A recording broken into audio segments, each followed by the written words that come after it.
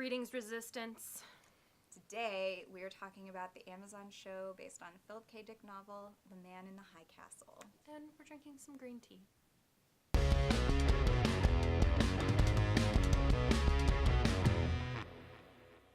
So this show's in season 2 right now. We're going to talk about the beginning of season 2, but we're not going to spoil you for the ending. Yeah.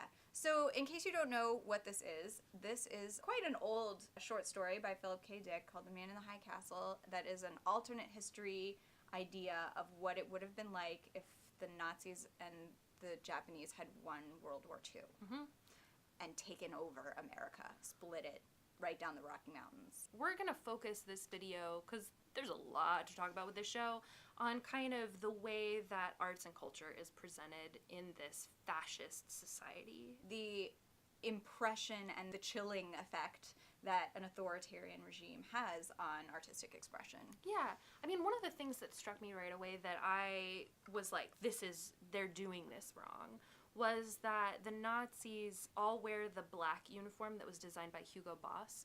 And I was like, these are guys that literally got a couturier to design their uniform. They wouldn't still be wearing this in the 60s. This series takes place in the 60s. They would update their look.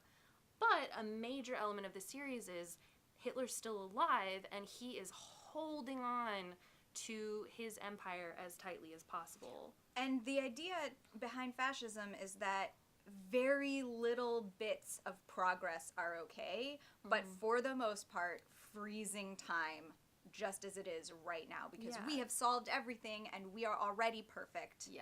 And nothing needs improvement except for maybe the trains could be faster, or maybe there would be no black people. Yeah. Once we make everything exactly the way that we want it, nothing changes. Yeah. And if it changes, it's only changing for the better, and it's because we're great at changing things for the better. Another thing that immediately jumped out at me episode 1 was, you have black music playing in America. It's like precursor to Motown kind of stuff. And I'm going, there's no way Nazis would let this kind of stuff be played on the radio. And then I thought, okay, well, this is kind of a clever way for them to subliminally remind a white audience, by the way, you're not seeing any black people, you see how you're hearing them. And a lot of Nazis loved jazz, even though they thought this is music from people that were beneath them, as they felt.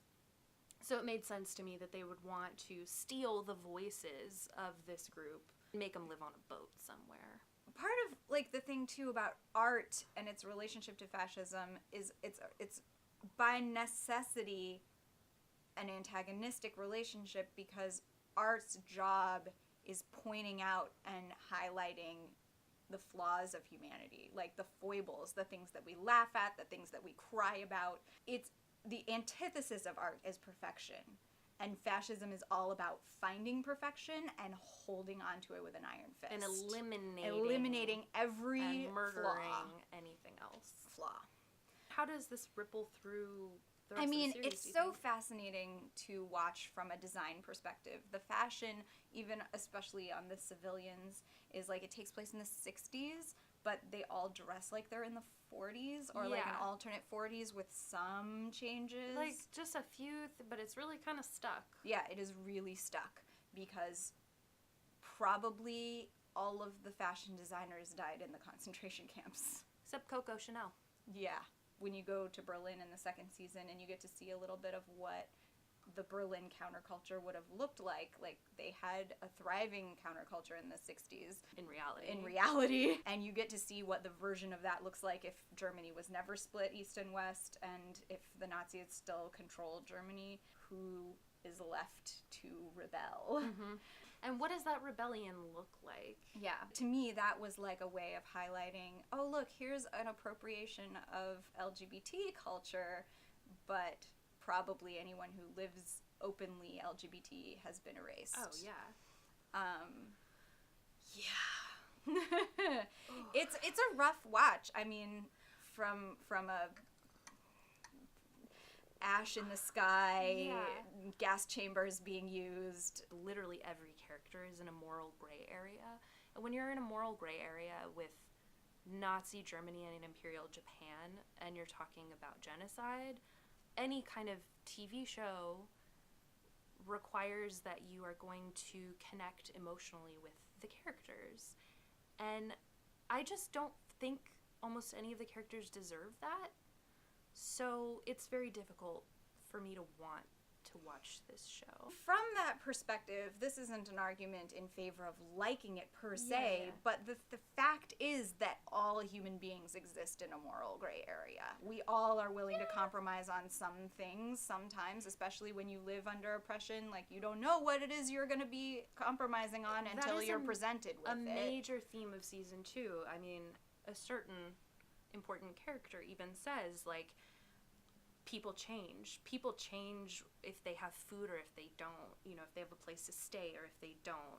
Like, these things radically change who people are from timeline to timeline. It is a sci-fi show. Yeah. The premise is about the eeriness between what is normal and what is normalized. It's a difficult thing to sustain, right? Because the more you show that, the more you potentially normalize it for the audience. So how much do you have to escalate it? How do you manage that tonally? It does move fairly slowly because it is a short story, and so the source material is quite limited, and in order to tell that story over as many TV seasons as they'd like to have, you have to fill in a lot. And so I think that the normalization will be less of a problem once the plot starts really moving forward, which it still hasn't done. It's season 2, and we haven't had a lot of what you could call plot. There's a lot of intrigue. There's a lot of small plot that moves forward, but the big thing of, like, how are we going to defeat the Nazis and the Japanese, that does not move That forward. feels like it's not It's stuck in really quicksand. an option. Should we read Alexa Play with an Army Women in Man in the High Castle? Yeah, with the caveat that we understand that these are all problematic faves. Yeah. I mean, Juliana is a great character. She's a great I really love her as a character. And she's a great example of someone who starts out in the beginning of the first season going along with everything, because what other options does she have? And then waking up to the idea of there being a resistance and sort of being drafted into it unwillingly. There's a lot of self-discovery for her. Yeah. I would like to elect Juliana. Yeah? Yeah. Yeah. Well, she definitely has the palace intrigue down. Yes. But I actually do think that perhaps sometimes, despite her best intentions, she does have best intentions. Yeah, she can't actually not do anything. Yeah. I want to give an army to Sarah, who is the Japanese American resistance fighter. Yeah, give Sarah an army. They do, in the second season, go there with Japanese internment camps and telling the story of how there are Japanese Americans now who are perceived as having privilege because they live in a society that's dominated by Japanese, but they're like the equivalent of biracial, right? They're not respected by Americans because they're seen as Japanese, and they're not respected by Japanese because they're seen as Americans. And so this character, Sarah, fights for the resistance to take America back, even though she had been interred. I will give her an army because she would just lay waste with it. Oh my god. I would like to read Helen Smith. Yeah.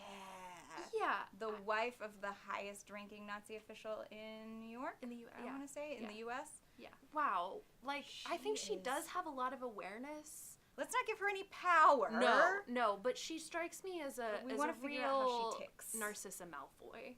Yeah. Well, she definitely is that. She definitely is that. Not something I respect. No. But she intrigues me, and I'd like to read more from her. Yeah, definitely. Yeah. All Cute.